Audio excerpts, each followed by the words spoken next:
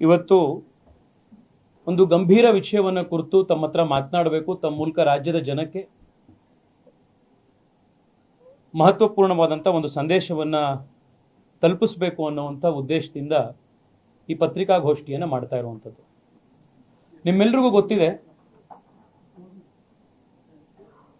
3-4 ದಿನಗಳ ಹಿಂದೆ ಪೆಹಲ್ಗಾಮ್ನಲ್ಲಿ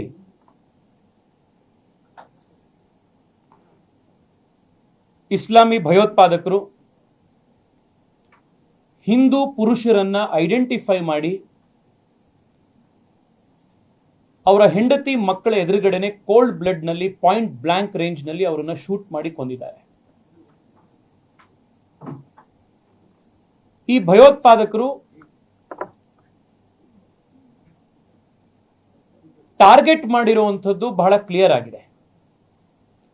ಅವರು ಕೊಂದಿರುವಂಥದ್ದು ಯಾರೋ ಪ್ರವಾಸಿಗರನ್ನಲ್ಲ, ರ್ಯಾಂಡಮ್ ಆಗಿ ಟೂರಿಸ್ಟ್ ಗಳನ್ನ ಕೊಂದಿರೋದಲ್ಲ, ಅಲ್ಲಿ ಬಂದಂತ ಎಲ್ಲರನ್ನೂ ಕೂಡ ಕೊಂದಿರೋದಲ್ಲ. ಅವರು ಕೊಂದಿರುವಂಥದ್ದು ಅಲ್ಲಿದ್ದಂಥ ಪ್ರವಾಸಿಗರಲ್ಲಿ ಹಿಂದೂಗಳು ಯಾರು ಅನ್ನೋದನ್ನ ಟಾರ್ಗೆಟ್ ಮಾಡಿ ಅವರು ಹಿಂದೂ ಅನ್ನೋ ಕಾರಣಕ್ಕೆ ಮಾತ್ರ ಅವರನ್ನ ಕೊಂದಿರುವಂಥದ್ದು. ರಾಜ್ಯದಲ್ಲಿ ಮತ್ತೆ ದೇಶದ ಕೆಲವು ಕಡೆ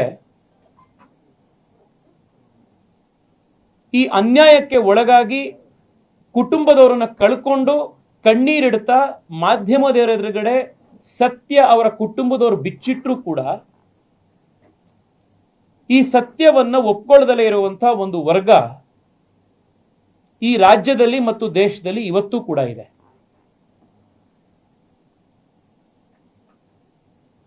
ಬೇಸರದ ಸಂಗತಿ, ಅಸಹ್ಯ ಸಂಗತಿ ಅಂತಂದ್ರೆ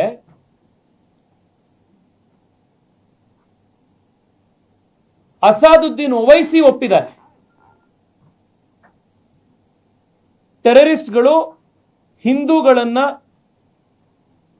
ಧರ್ಮದ ಆಧಾರದ ಮೇಲೆ ಧರ್ಮ ಚೆಕ್ ಮಾಡಿ, ಮಜಹಬ್ ಚೆಕ್ ಮಾಡಿ ಅವರನ್ನ ಕೊಂದ್ರು, ಅದು ಸರಿಯಲ್ಲ ಅಂತ ಅಸಾದುದ್ದೀನ್ ಓವೈಸಿ ಒಪ್ತಾ ಇದ್ದಾರೆ. ಕಾಂಗ್ರೆಸ್ನವರು ಒಪ್ಪಕ್ಕೆ ತಯಾರಿಲ್ಲ.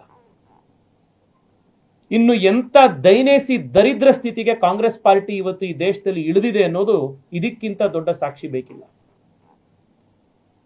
ಈ ಟೆರರಿಸ್ಟ್ಗಳು ಅಟ್ಯಾಕ್ ಮಾಡಿರುವಂಥದ್ದು ಭಾರತ ಸರ್ಕಾರವನ್ನಷ್ಟೇ ಅಲ್ಲ, ಸಂಪೂರ್ಣ ಹಿಂದೂ ಸಮಾಜವನ್ನ. Therefore, the response has to be by the Indian society, Hindu society as well. It is not just an attack on the Indian state, it is also an attack on the Hindu society. ಇವತ್ತು ರಾಜ್ಯ ಸರ್ಕಾರ ಈ ಭಯೋತ್ಪಾದಕ ದಾಳಿಯಲ್ಲಿ ಯಾರು ಮೃತಪಟ್ಟರು ಅವ್ರ ಕುಟುಂಬಕ್ಕೆ 10 ಲಕ್ಷ ರೂಪಾಯಿಯ ಕಾಂಪನ್ಸೇಷನ್ ಅನ್ನು ಘೋಷಣೆ ಮಾಡಿದ್ದಾರೆ. ನನಗೆ ಮುಖ್ಯಮಂತ್ರಿಗಳಿಗೆ ಯಾರು ಸಲಹೆ ಕೊಡ್ತಾ ಇರೋರು ಅಥವಾ ಮುಖ್ಯಮಂತ್ರಿಗಳು ವಾಸ್ತವಿಕತೆಯ ಮತ್ತು ಮಾನವೀಯತೆಯ ಎಲ್ಲ ಕನೆಕ್ಷನ್ಗಳನ್ನು ಕಳ್ಕೊಂಡ್ಬಿಟ್ಟಿದಾರ ಅಂತ ಪ್ರಶ್ನೆ ನನಗೆ ಬರ್ತಾ ಇದೆ. ಮಂಜುನಾಥ್ ಅವರ ಮನೆಯಲ್ಲಿ PUCಯಲ್ಲಿ 97% ಮಾರ್ಕ್ಸ್ ತಗೊಂಡಿರುವಂತ ಒಬ್ಬ ಹುಡುಗ ಅವ್ರ ಮನೇಲಿ ಇನ್ನೂ ಇದ್ದಾನೆ. ಕನಿಷ್ಠ ಅಂತಂದ್ರೂ 8-10 ವರ್ಷದ ಎಜುಕೇಶನ್ ಅವನಿಗೆ ಬಾಕಿ ಇದೆ. ಆ ಮಗು ಶಿಕ್ಷಣವನ್ನ ನಾಳೆ ಬೆಳಗ್ಗೆಯಿಂದ ಒಬ್ಬಂಟಿಯಾಗಿ ಆ ತಾಯಿ ಜವಾಬ್ದಾರಿ ಇದೆ. ನಾವು 4 ದಿವಸ ಅದ್ರ ಬಗ್ಗೆ ಮಾತನಾಡ್ತೀವಿ, ನೀವು ಮೀಡಿಯಾದವರು 4 ದಿವಸ ಅದಕ್ಕೆ ಸಪೋರ್ಟ್ ಕೊಡ್ತೀರಿ, ನಾವೆಲ್ಲರೂ ಟಿವಿಲಿ ಕೂತ್ಕೊಂಡು ನೋಡ್ತಾ ಪಶ್ಚಾತ್ತಾಪ ಮಾಡ್ತೀವಿ. 5ನೇ ದಿವಸ ಯಾರು ಅವ್ರ ಕುಟುಂಬದ ಬಗ್ಗೆ ಯೋಚನೆ ಮಾಡೋರು? ಇಲ್ಲಿ ಬೆಂಗಳೂರಿನಲ್ಲಿ ಭರತ್ ಭೂಷಣ್ ಅವರ ಮನೆಯಲ್ಲಿ 3 ವರ್ಷದ ಮಗು ಇದೆ. ಅವ್ರ ತಾಯಿ ಸಿಂಗಲ್ ಮದರ್ ಆಗಿ, ಸಿಂಗಲ್ ಪೇರೆಂಟ್ ಆಗಿ ಕನಿಷ್ಠ 25 ವರ್ಷ ಆ ಮಗು ಶಿಕ್ಷಣ ಅವ್ರ ಜವಾಬ್ದಾರಿ ಮೇಲೆ ಬಿದ್ದಿದೆ.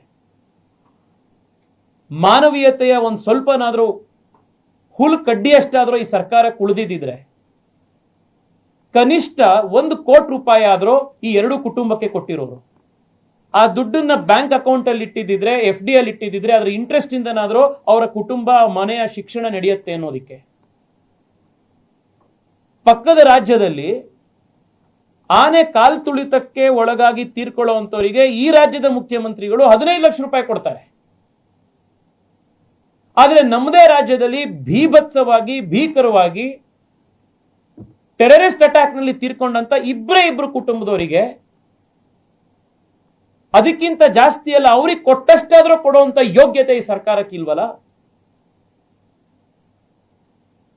ಮುಸ್ಲಿಮರ ಓಟಿಗೆ ತಮ್ಮನ್ನು ತಾವು ಮಾರ್ಕೊಂಡಿರುವಂತ ಕಾಂಗ್ರೆಸ್ ಪಾರ್ಟಿಯ ಸರ್ಕಾರದಿಂದ ನಾವು ಇದಕ್ಕಿಂತ ಜಾಸ್ತಿ ಎಕ್ಸ್ಪೆಕ್ಟ್ ಮಾಡ್ಲಿಕ್ಕೆ ಸಾಧ್ಯನೇ ಇಲ್ಲ. ಹಿಂದೂ ಸಮಾಜದ ಜವಾಬ್ದಾರಿ ಇದೆ ಈ ಕುಟುಂಬಗಳನ್ನ ನೋಡ್ಕೊಳ್ಳುವಂಥದ್ದು, ಕುಟುಂಬಕ್ಕೆ ಕೊಡಬೇಕಾದಂತಹ ಶಕ್ತಿಯನ್ನು ಕೊಡುವಂಥದ್ದು. ನಿನ್ನೆ ಅಲ್ಲ ಮೊನ್ನೆ ಬೆಂಗಳೂರು ದಕ್ಷಿಣದಲ್ಲಿ ನಾವೊಂದು ಪಂಜಿನ ಮೆರವಣಿಗೆಯನ್ನ ಈ ಕೃತ್ಯವನ್ನ ಖಂಡಿಸಿ ಮಾಡಿದ್ವಿ. ಆ ಸಭೆ ಅಂತ್ಯ ಆಗುವಂತ ಸಂದರ್ಭದಲ್ಲಿ ನಾನು ಅಲ್ಲಿ ನೆರೆದಿದ್ದಂತ ಸಮಸ್ತ ಹಿಂದೂ ಸಮಾಜದ ಬಂಧುಗಳು ಯಾರಿದ್ರು ಅವರಿಗೆ ನಾನು ಮನವಿ ಮಾಡಿದ್ದೆ, ರಾಜ್ಯ ಸರ್ಕಾರ ಏನು ಪರಿಹಾರ ಕೊಟ್ಟಿದೆ ಅದಕ್ಕಿಂತ ₹1 ಆದ್ರೂ ಪರಿಹಾರ ಜಾಸ್ತಿ ನಾವು ನಮ್ಮ ಕ್ಷೇತ್ರದಿಂದ ಕೊಡಬೇಕು. ಇದರಿಂದ ಸರ್ಕಾರಕ್ಕೂ ಒಂದು ಮೆಸೇಜ್ ಹೋಗಬೇಕು, ಹಿಂದೂ ಸಮಾಜಕ್ಕೂ ಎಲ್ಲ ಕಡೆ ಮೆಸೇಜ್ ಹೋಗಬೇಕು ಅಂತ ನಾನು ಮನವಿ ಮಾಡಿದ 5 ನಿಮಿಷದಲ್ಲೇನೆ ಅಲ್ಲಿ ನೆರೆದಿದ್ದಂತಹ ಜನ ಸುಮಾರು ₹20 ಲಕ್ಷ ಈಗಾಗಲೇ ಅಲ್ಲೇ ಕೊಟ್ಟಿದ್ದಾರೆ. ನಾಳೆ ನಮ್ಮ ಭಾರತೀಯ ಜನತಾ ಪಾರ್ಟಿ ಬೆಂಗಳೂರು ದಕ್ಷಿಣ ಮತ್ತು ಭಾರತೀಯ ಜನತಾ ಯುವ ಮೋರ್ಚಾ ಕರ್ನಾಟಕ ವತಿಯಿಂದ ಭರತ್ ಭೂಷಣ್ ಅವರ ಮನೆಗೆ ₹10,01,000, ಮಂಜುನಾಥ್ ಅವರ ಮನೆಗೆ ₹10,01,000 ನಾಳೆ ನಾಡಿದ್ರಲ್ಲಿ ನಾವು ಅವ್ರ ಇಡೀ ಕುಟುಂಬಕ್ಕೆ ತಲುಪಿಸ್ತಾ ಇದ್ದೀವಿ.